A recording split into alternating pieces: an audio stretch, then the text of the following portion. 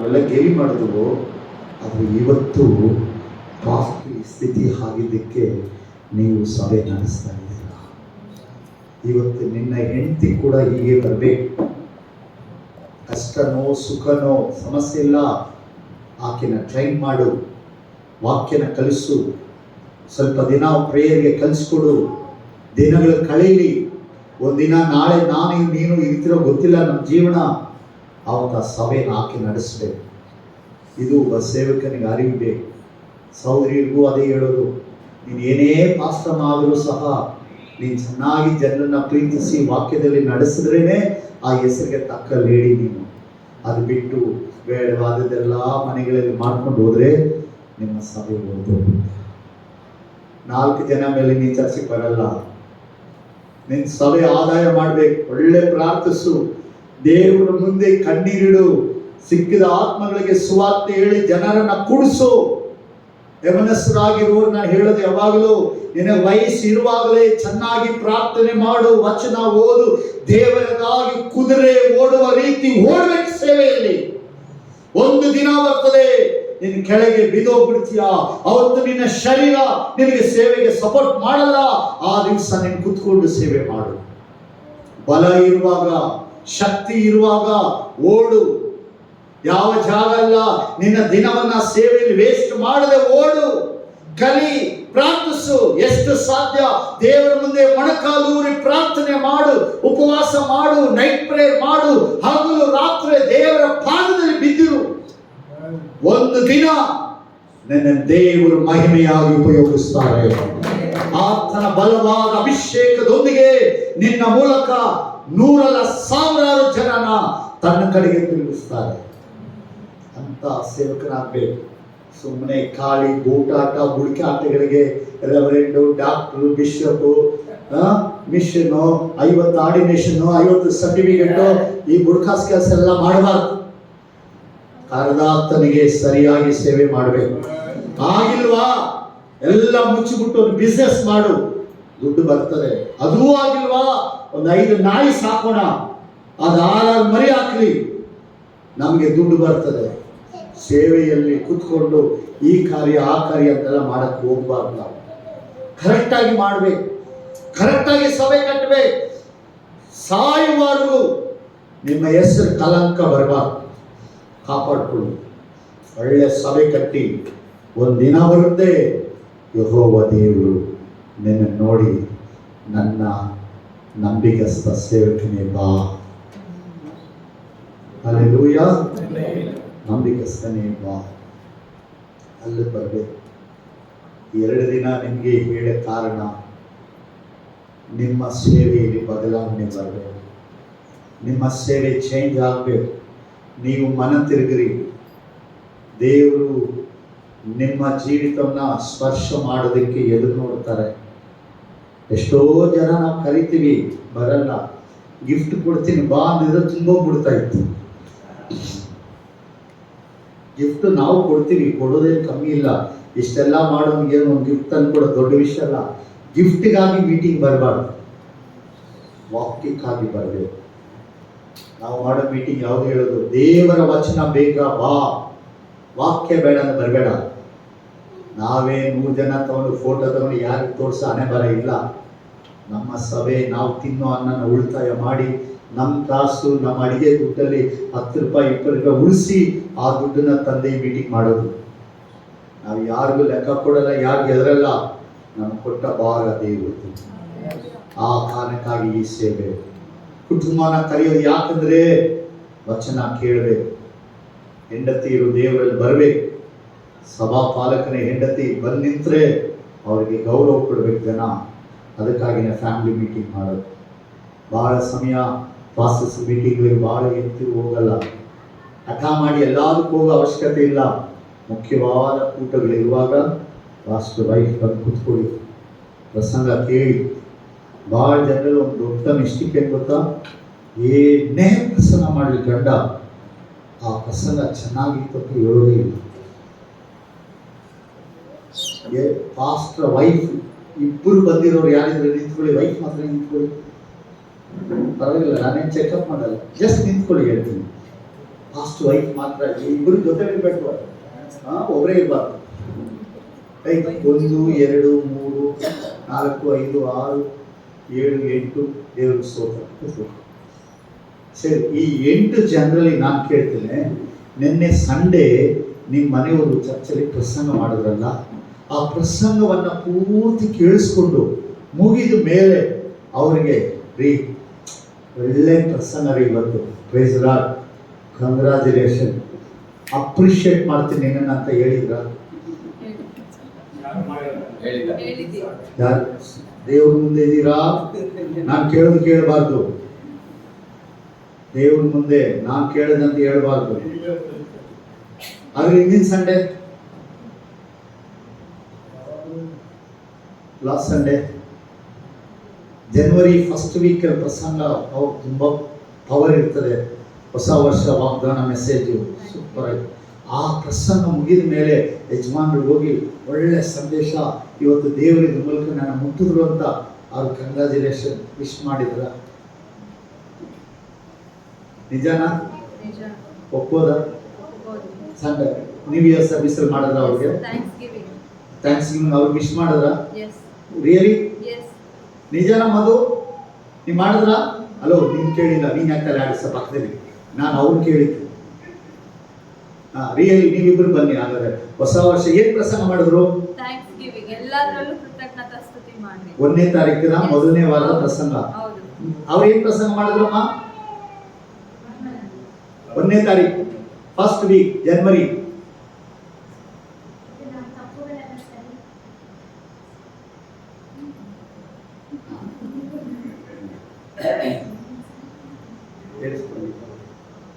ತೊಂಬತ್ತ 8% ಯಾವ ಪಾಸ್ಟ್ರಮ್ಮ ಬಂದು ಪಾಸ್ಟರ್ ಮಾಡೋ ಪ್ರಸಂಗನ ಅಬ್ಸರ್ವ್ ಮಾಡಲ್ಲ. ಎಲ್ಲರೂ ಪ್ರೇಯರ್ ಮಾಡಿದ್ರೆ ಅದಮ್ಮ ಕಣ್ತಿರ್ ನೋಡ್ತಾರೆ, ಇವ್ರು ಯಾಕೆ ಹಚ್ಚಿಲ್ಲ, ಇವನ್ ಯಾಕೆ ಹಚ್ಚಿಲ್ಲ, ಇವನ್ ಯಾಕೆ ಹಚ್ಚಿಲ್ಲ.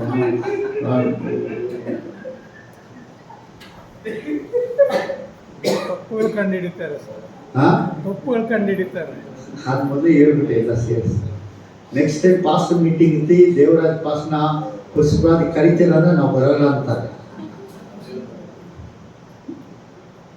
ಸೇವೆಯಲ್ಲಿ ಉಳ್ಳವರಿಗೆ ದೊಡ್ಡತನ ಇರಬೇಕು, ಸಣ್ಣತನ ಇರಬಾರ್ದು.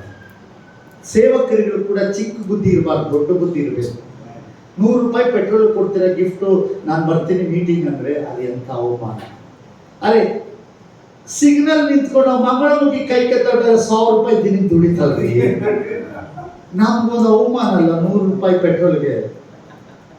ನಮ್ಮ ಫೆಲೋಶಿಪ್ ಅಲ್ಲಿ ಪಾಸಸ್ ಇದ್ದಾರೆ, ಇಲ್ಲಿದ್ದಾರೆ, ಅವ್ರಿಗೆ ಹೇಳಿದೀವಿ ಯಾವ ಮೀಟಿಂಗ್ ಅಲ್ಲಿ ಯಾರು 100-200 ಕೊಟ್ಟು ತಗೊಳ್ಳೇಬಾರ್ದು ಮೀಟಿಂಗ್ ಅಲ್ಲಿ, ನಮ್ಮ ರೂಲ್ ಅಲ್ಲಿ. ಒಂದು ವೇಳೆ ಯಾವ್ದಾದ್ರು ಮೀಟಿಂಗ್ ಹೋದ್ರೆ ಎಲ್ಲರೂ ಖಬರ್ ಕೊಡ್ತಾರೆ, ಆಗ ಇವ್ರ ಹತ್ರ ಬಂದಾಗ ಬೇಡ ಅಂತಾರೆ. ಬೇಡ ಅಂದಾಗ ಮುಖ ನೋಡ್ತಾರೆ, ನೀವು ಲಗ್ಗೆರಿ ಫೆಲೋಶಿಪ್ ಹೋಗ್ತೀಯಾ ಅಂತಾರೆ. ಹೌದು ಅಂದ್ರೆ ಸರಿ, ಯಾಕಂದ್ರೆ ಅಲ್ಲಿ ಹೋಗೋರು ತೆಗಿಯಲ್ಲ ಅಂತ ಎಲ್ಲರಿಗೂ ಗೊತ್ತಲ್ಲಿ. ಮುಟ್ಟಬಾರ್ದ್ರಿ. ನಾವು ಪ್ರಸಂಗ ಮುಗಿದ್ಮೇಲೆ ನಾವು ಅವ್ನಿಗೆ 5 ರೂಪಾಯಿ ಕೊಡ್ಬೇಕು ಕಾಣಿಕೆ. ಯಾಕಂದ್ರೆ ನೀನು ಮನೆ ಬಿಟ್ಟು, ಮಠ ಬಿಟ್ಟು, ಕೆಲಸ ಬಿಟ್ಟು ಇಲ್ಲಿ ಬಂದು ನಮ್ಮನ್ನು ಕುಂಡಿಸಿ 1 ತಾಸು ನಮ್ಗಾಗಿ ಮಾತಾಡಿದ್ಯಾ, ಈ ವಚನ ನಮ್ಗೆ ಆಶೀರ್ವಾದವಾಗಿದೆ, ತಗೋ ನಾನು ಕೊಡ್ತೀನಿ ನಿನ್ನ ಕಾಣಿಕೆ.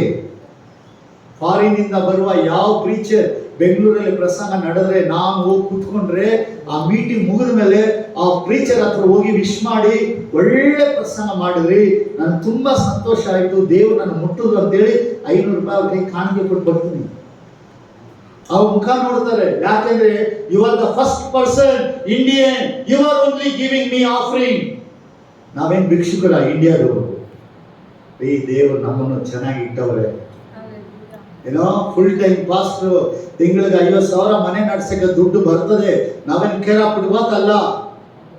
ಯಾವ ಮೀಟಿಂಗ್ ಅಲ್ಲಿ ಪಾಸ್ಟರ್ 100 ರೂಪಾಯಿ 50 ರೂಪಾಯಿ ಅನ್ನ ಹೆಜ್ಜೆಗೆ ಇಡಬಾರ್ದು. ಕೊಡ್ತೀಯಾ, 1-2,000 ಕೊಡು, ಆಶೀರ್ವಾದ ನನಗೆ ನಿನಗೂ. ಕೊಡ್ತೀಯಾ, ಒಂದು ಒಳ್ಳೆ ಏನಾದ್ರು ಒಂದು ವಸ್ತು ಕೊಡು, 100 ರೂಪಾಯಿ ಕೊಡಬಾರ್ದು.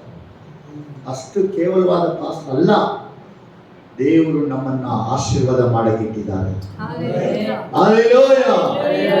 ಕಡೆಯದು 2 ವಿಷಯ ಹೇಳಿ ಮುಗಿಸ್ತೇನೆ. ನಾವು ಸೇವೆ ಮಾಡುವವರು ಯಾವತ್ತೂ ನಾವು ಒಬ್ಬರ ಕೆಳಗೆ ಇರಬೇಕು. ನಮಗೊಬ್ಬ ಆತ್ಮಿಕ ನಾಯಕ ಇರಬೇಕು. ನಾವು ಒಬ್ಬರ ಕೆಳಗಡೆ ನಡಿಬೇಕು. ನಮಗಾಗಿ ಪ್ರೇಯರ್ ಮಾಡುವ ಒಬ್ಬ ಸೇವಕ ಇರಬೇಕು. ನಮ್ಮ ಜೀವನದಲ್ಲಿ ಎಷ್ಟೋ ಪಾಡು ಅನುಭವಿಸ್ತೀವಿ. ಎಲ್ಲ ಸ್ಟೇಜ್ ಹತ್ರ ನಿಂತೇಳಿ ಅಲ್ಲೇಲೂಯಾ, ಸಂತೋಷನಾ, ಹ್ಯಾಪಿನಾ ಹೇಳಿ ಎಲ್ಲ ಹೇಳ್ತಾ ನೋಡಿ, ಅವ್ರ ಮುಖ ನೋಡಿದಾಗಲೇ ಇವರಿಗೆ ಸಂತೋಷ, ಆಮೇಲೆ ಅವ್ರಿಗೆ ಸಂತೋಷವೇ ಇಲ್ಲ. ಕೆಳಗೆ ಇಳಿದ ಕೂಡಲೇ ಫಾಸ್ಟ್ ಪಾಡು, ನಾಯಿ ಪಾಡು, ಆಚೆ ಹೇಳಲ್ಲ. ಸೋತು ಹೋಗ್ಬಿಡ್ತೀವಿ, ನಿರಾಶೆ ಆಗ್ತೀವಿ. ಸಮಸ್ಯೆಗಳು ಬಹಳ ನಮಗೆ ವಾಕ್ಯ ಹೇಳ್ತದೆ, ನೀತಿವಂತನಿಗೆ ಅನೇಕ ಕಷ್ಟಗಳು ಸಂಭವಿಸುತ್ತವೆ. ಕಷ್ಟ ಎಲ್ಲ ಸಂಭವಿಸಿ ಮುಳುಗುವಾಗಲೇ ದೇವರು ಬರೋದು, ಅವನು ಬಿಡಿಸಕ್ಕೆ ಅಲ್ಲೋರು ಬರಲ್ಲ. ಆ ಸಮಯ ಸೋತು ಬಿಡ್ತೀವಿ. ಆ ವೇಳೆ ನಾವು ಸೋಲದ ಹಾಗೆ ನಮಗಾಗಿ ಪ್ರಾರ್ಥಿಸಕ್ಕೆ ಒಬ್ಬ ನಾಯಕ ಇರಬೇಕು, ಪ್ರೇಯರ್ ಮಾಡೋ ಒಬ್ಬ ಸೇವಕ ಬೇಕು ನಮಗೆ. ಫ್ರೆಂಡ್ಸ್ ಭಾಳ ಜನ ಬರ್ತಾರೆ, ಉಣ್ಣಕ್ಕೆ ತಿನ್ನಕ್ಕೆ ಭಾಳ ಜನ ಬರ್ತಾರೆ, ಪ್ರಾರ್ಥನೆ ಮಾಡೋಕ್ಕೆ ಯಾರೂ ಬರಲ್ಲ. ನಮಗೊಬ್ಬ ಒಳ್ಳೆಯ ಆಲೋಚನೆ ಕೊಡುವ ಕುಟುಂಬಕ್ಕೆ ನನಗೆ ಒಬ್ಬ ಆತ್ಮಿಕವಾದ ಸೇವಕ ಬೇಕು. ಅವನ ಆದಾಯ ಮಾಡಬೇಕು. ದುಡ್ಡು ಕೊಡೋರು ಬೇಡ. ಒಂದು ವೇಳೆ ಒಂದು ಸಮಸ್ಯೆ ಕೊಟ್ಟರೆ 4,000 ಕೊಡುತ್ತೆ, ಅದೇ ದೇವರು ನೀನು ಚರ್ಚ್ ಆಶೀರ್ವಾದ ಮಾಡಿದ್ರೆ 20,000 ನೀನು ಚರ್ಚ್ ಕೊಡುತ್ತೆ ನಿನಗೆ. ಕರ್ತನ ಸಮೂಹದಲ್ಲಿ ನನಗೆ ಆಲೋಚನೆ ಕೊಡುವ, ನನ್ನ ನಡೆಸುವ ಒಬ್ಬ ನಾಯಕ ಬೇಕು. ನಾನು ಮಾಡೋದೆಲ್ಲ ಸರಿ ಅಂತ ಓಡ್ತೀವಿ, ನಾನು ಮಾಡೋದು ತಪ್ಪು ಅಂತ ನನಗೆ ತಿದ್ದಿ ಹೇಳೋರೊಬ್ಬರು ಇರಬೇಕು. ಅದೇ ಒಬ್ಬ ಆತ್ಮಿಕ ನಾಯಕ. ಆ ಮನುಷ್ಯ ಒಬ್ಬ ಪ್ರಾರ್ಥಿಸುವನು. ಮೋಶೆ 120 ವರ್ಷದವನಾಗಿ ಸತ್ತ, 80 ವರ್ಷದವನಾದಾಗ ಸೇವೆಗೆ ಬಂದ, 40 ವರ್ಷ ಕಾಲ ಇಸ್ರಾಯೇಲ್ ನಡೆಸಿದ. 40 ವರ್ಷ ಮೋಶೆಯ ಅಂಡರ್, ಅವನ ಕೈ ಕೆಳಗೆ ಯೋಶುವನ ಸೇವೆ ಮಾಡಿದ. ಅವನು ಎಲ್ಲೂ ತಪ್ಪು ಮಾಡಲಿಲ್ಲ. ಮೋಶೆಯ ಅಕ್ಕ ಅವನಿಗೆ ವಿರೋಧವಾಗಿ ನಿಂತರು, ಮೋಶೆಯ ಅಣ್ಣ ವಿರೋಧವಾಗಿ ನಿಂತರು, ಅನೇಕ ಇಸ್ರಾಯೇಲರು ಅವನಿಗೆ ವಿರುದ್ಧ ನಿಂತರು. ಆದರೆ ಒಬ್ಬ ಮನುಷ್ಯ, ಈ ಯೋಶುವ ಆತನಿಗೆ ವಿರುದ್ಧ ನಿಂತಿಲ್ಲ. 40 ವರ್ಷ ಅವನ ಕೆಳಗಡೆ ಬೆಳೆದ. ಅವನು ಸಾಯುವಾಗ ದೇವರು ಹೇಳ್ತಾರೆ, ಯೋಶುವ ಇನ್ನು ಮುಂದೆ ಇವನ್ನ ನೀನು ನಡೆಸು. ನಮಗೆ ಯಾರಿದ್ದಾರೆ? ಆಗಿ ಒಬ್ಬ ನಾಯಕ. ಎಲೀಷಾ ಭಯಾನಕವಾದ ಮಹಿಮೆ ಉಳ್ಳ ಅದ್ಭುತಗಳ ಮಾಡಿದ ಎಲಿಯನ ಕೈ ಕೆಳಗಿದ್ದರು. ಆಕಾಶದ ಮಳೆ ಬಾದ್ರೆ ಬರುತ್ತೆ, ನಿಂತ್ಕೊಂಡ್ಬಿಡ್ತು ಅಂತ ಸೇವಕನ ಕೆಳಗಡೆ ಎಲೀಷಾ ಬೆಳೆದ. ಆದರೆ ಇವತ್ತು ನಿಮ್ಗೆ ಯಾರಿದ್ದಾರೆ? ಆತನು ಮರಣ ಹೊಂದುವಾಗ ಕೇಳ್ತಾರೆ, ನನಗೆ ನಿನಗಿರೋ 2ರಷ್ಟು ಬಲ ಕೊಡು. ಎಲಿಯನು ಮಾಡಿದಕ್ಕೆ 2ರಷ್ಟು ಕಾರ್ಯ ಎಲೀಷನು ಮಾಡಿದ. ಆತನ ಕೆಳಗಡೆ ಬೆಳೆದ. ಅಪೊಸ್ತಲನಾದ ಪೌಲನು ಯೇಸುವಿಗೆ ನೆಕ್ಸ್ಟ್ ಈ ಹೊಸ ಒಡಂಬಡಿಕೆಯಲ್ಲಿ ಭಯಾನಕವಾದ ಪಾಠಗಳು ಅನುಭವಿಸಿ ದೇವರ ಸೇವೆಗಾಗಿಯೇ ತನ್ನ ಜೀವನ ಮುಡುಪಾಗಿಟ್ಟು ಸತ್ತು ಹೋದ ಪೌಲ. ಆತನ ಕೆಳಗಡೆ ಬೆಳೆದ ತೀಮೋಥೆಗೆ ಹೆಸರು ಒಳ್ಳೆ ಸೇವಕನಾಗಕ್ಕೆ ಅವನಿಗೊಬ್ಬ ಆತ್ಮಿಕ ನಾಯಕ ಪೌಲನು ಹೇಳ್ತಾನೆ, ನನ್ನ ಮಗನೇ. ಇವತ್ತು ನಮಗೆ ಯಾರು ಆತ್ಮಿಕವಾದ ಒಬ್ಬರು ಇದ್ದಾರ? ನಾವೇ ರಾಜ, ನಾವೇ ಮಂತ್ರಿ, ನಾವೇ ಪ್ರಧಾನ ಮಂತ್ರಿ, ನಾನು ಇಂಡಿಪೆಂಡೆಂಟ್, ನಾನು ಯಾರು ಕೇಳಬಾರ್ದು, ನನ್ನ ಇಷ್ಟ ನಾನೇ ಮಾಡೋದು. ಅದು ಸೇವೆ ಅಲ್ಲ. ನನ್ನ ಪ್ರೀತಿ ಉಳ್ಳವರೇ, ನಿಮ್ಮ ನಂತರ ನಿಮ್ಮ ಸೇವೆ ಮುಂದೆ ಹೋಗಬೇಕು. ನಿಮ್ಮ ನಂತರ 100 ತಲೆಮಾರು ದಾಟಿದ್ರು ನೀನು ಸ್ಥಾಪನೆ ಮಾಡಿದ ಸಭೆ ನಡಿಬೇಕು. ಅದೇ ಒಬ್ಬರ ಕೆಳಗಿರ್ಬೇಕು ನಾವು. 2ನೇ ಕಾರ್ಯ, ನಿಮಗೆ ದೇವರು ಏನೆಲ್ಲ ಕೊಡ್ತಾರೆ ಅದರಲ್ಲಿ ದೇವರಿಗೆ ದಶಮ ಭಾಗ ಕೊಡ್ತೀರಾ? ನಿಮಗೆ ಬರೋ ಹಣದಲ್ಲಿ ದೇವರಿಗೆ ತೆಗೆದಿಟ್ರ? ನಿಮಗೊಬ್ಬ ಆತ್ಮಿಕ ಸೇವಕ, ನಿಮ್ಮ ಪಾಸ್ಟರು ನಿಮಗಿಲ್ವೋ ಒಬ್ಬ ಒಳ್ಳೆಯ ಆತ್ಮಿಕವಾದ ಸೇವಕನನ್ನ ನಿಮಗೆ ಆತ್ಮಿಕ ಪಾಸ್ಟ್ ಆಗಿಟ್ಟು ನಿಮಗೆ ಬರೋ ಆದಾಯ ದಶಮ ಭಾಗದಲ್ಲಿ ಅವರನ್ನ ಕರೆದಿ ಅಥವಾ ಅವ್ರ ಮನೆಗೆ ಹೋಗಿ ಪ್ರಾರ್ಥಿಸಿ ಅವ್ರನ್ನ ಗೌರವಿಸಿ ನಿನ್ನ ದಶಮಾಂಶ ಅವ್ರಿಗೆ ಕೊಟ್ಟು ಪ್ರೇಯರ್ ಮಾಡಿಸ್ಕೊಂಡಿದ್ದೀರಾ? ನಾನು ಫುಲ್ ಟೈಮ್ ಪಾಸ್ಟರ್, ಎಲ್ಲ ನಂದೇ. ನೋ, ಏನ್ ಸೇವೆ ಮಾಡು, ನಿನಗೆ ಬರುವ ದಶಮ ಭಾಗ ತೆಗೆದು ದೇವರಿಗೆ ಸೇವಕರಿಗೆ ಕೊಡಬೇಕು. ಅವತ್ತೇ ನಿನ್ನ ಸಭೆ ನೀನು ಬೆಳೆಯೋದು. ದೇವರಿಗೆ ಮಹಿಮೆ.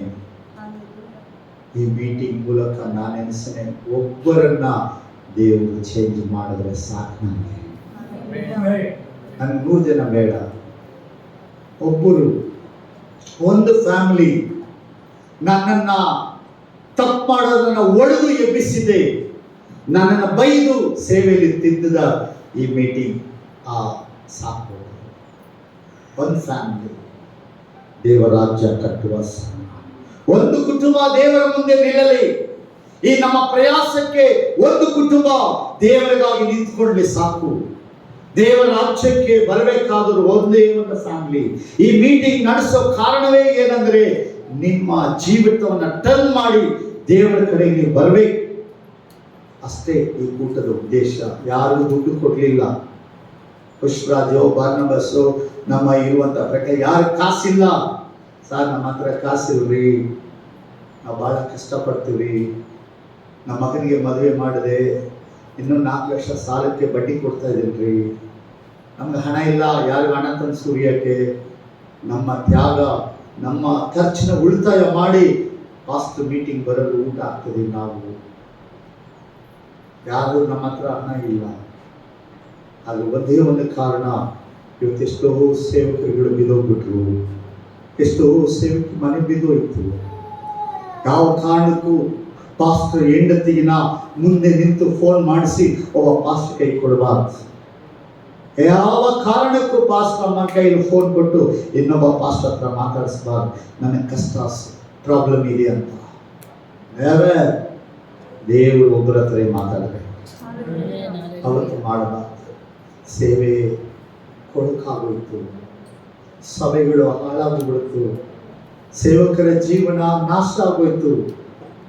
ಕಡೆ ಕಾಲ ಯಾರು ಪರಿಶುದ್ಧನು ದೇವರ ಮುಂದೆ ನಿಂತ್ಕೊಳ್ಳೋಕ್ಕಾಗ್ತಾ ಇಲ್ಲ. ಇವತ್ತು 2 ದಿನ ಬಂದವರಿದ್ದೀರಾ, ಕೆಲವರು ಇವತ್ತು ಬಂದಿದ್ದೀರಾ. ನೀವು ಯಾವ ವಿಷಯದಲ್ಲಿ ಬಿದ್ದೋಗಿದ್ದೀರಾ? ಹಣ ವಿಷಯ, ಕಾಸಿಗಾಗಿ ಬಿದ್ದೋದ, ಬೇರೆ ಬೇರೆ ವಿಷಯ ಬಿದ್ದು ಇರ್ಬೋದು. ಆದರೆ ಒಂದು ಇವತ್ತು ನೀನು ತೀರ್ಮಾನ ಮಾಡು, ಯೋಚನೆ ಮಾಡಿ ನಿನ್ನ ಲೈಫ್ನ. ಇವತ್ತು ದೇವರಿಗಾಗಿ ಎದ್ದು ನಿನ್ನನ್ನು ಮತ್ತೆ ದೇವರಲ್ಲಿ ಎದ್ದು ಹೊಸ ಚೈತನ್ಯಗೊಳ್ಳು ಬಾ ದೇವರ. ಹಲ್ಲೆಲೂಯಾ. ಇದುವೇ ಈ ಕೂಟದ ಕಾರಣ. ಸಮಯ ಆಯಿತು, ನಾವೊಂದು ಪ್ರಾರ್ಥನೆ ಮಾಡೋಣ. Thank God, thank you Jesus, hallelujah. ನಿನ್ನ ಮಹಿಮೆ, ನಿನ್ನ ಕೃಪೆಗಾಗಿ ಸ್ತೋತ್ರ ದೇವರೇ. ನಿನ್ನ ಕರಗಳಿಗೆ ಈ ಸಭೆ ಕೊಡ್ತೇವೆ. ಸಭೆಯನ್ನ ಕೂಡಿಸಿದವರಾದ ಸೇವಕರಾದ ಪಾಸ್ಟರ್ ಬಾರ್ನಬಾಸ್ಗಾಗಿ, ಪುಷ್ಪರಾಜ್ಗಾಗಿ, ರಾಜುಗಾಗಿ ನಿನ್ನ ಸಮೂಹದಲ್ಲಿ ಉಳ್ಳಂತಹ ಪ್ರಕಾಶ್ಗಾಗಿ ಪ್ರಾರ್ಥಿಸ್ತೇವೆ. ಈ 4 ಸೇವಕರು ಈ ಕೂಟವನ್ನು ಸಿದ್ಧ ಮಾಡಿದರು. ಹೌದಪ್ಪ, ಕಡೆ ಕಾಲದಲ್ಲಿ ಅನೇಕರು ಬಿದ್ದು ಹೋದರು. ಹಣದಲ್ಲಿ, ಲೋಕದ ಆಶೆಗಳು, ಸೈತಾನನ ಬಲೆಗೆ ಬಿದ್ದು ಸೇವೆ ಮುರಿದೋಯ್ತು. ಎಷ್ಟೋ ಜನಗಳನ್ನು ಸೈತಾನ ಉಪಯೋಗಿಸಿ ಸಭೆಗಳು ಒಡೆದು ಹೋಯಿತು. ಸೇವಕರ ಮಕ್ಕಳನ್ನು ಯೂಸ್ ಮಾಡಿ ಸಭೆಗಳ ಹಾಳಾಯಿತು. ಅನೇಕರ ಹೆಂಡತನ್ನು ಉಪಯೋಗ ಮಾಡಿ ಸಭೆಗಳು ಬಿದ್ದು ಹೋದವು.